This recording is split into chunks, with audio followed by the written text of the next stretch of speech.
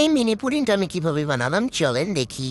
প্রথমে এই যে আমি দুধ জাল করে নিচ্ছি, এখানে কিন্তু 5 কেজি দুধ আছে, তার অর্ধেক করে নিতে হবে মানে 2.5 কেজি। এরপরে আমি ক্যারামেলটা বানাই নিব চিনি দিয়ে। এই যে আমার চুলার মধ্যে এত জাল, এই রে পড়ে গেল, রই কেউ ধরো রে।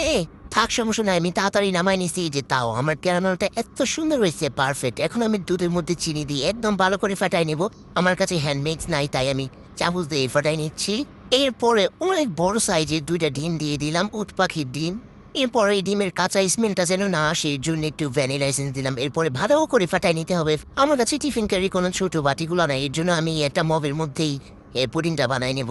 এখন আমি একটা কাপড় দিয়ে দিলাম যেন না পড়ে যায় পুডিংটা নিচ দিয়ে। এরপরে তবে খুঁজে পাইতেছিলাম না কি দিয়ে আমার পুডিংটা ঢাকবো, পরে একটা প্লেট নিয়ে উপরে ঢেকে দিচ্ছি। এরপর একবার চেক করে দেখলাম যে না হয় নাই, আবার ঢেকে দিলাম। নেক্সট বার চেক করলাম, দেখে হয়ে গেছে। মানে এটা হইতে এত টাইম লাগছিল কি বলবো। এখন হচ্ছে আমি পুডিংটা মোল্ড আউট করে নিব। এই যে দেখেন, মানে পুডিংটা এত পারফেক্ট হইছে, মানে কি বলবো, মিনি পুডিংও যে আমি এত সুন্দর পারফেক্ট বানাইতে পারছি, মানে এত সুন্দর হইছে। এই যে কেটে দেখাচ্ছি, দেখেন কতটা পারফেক্ট হইছে, ভিতরে সফট হইছে, একটু কাঁচা থাকে নাই, একদম পারফেক্ট।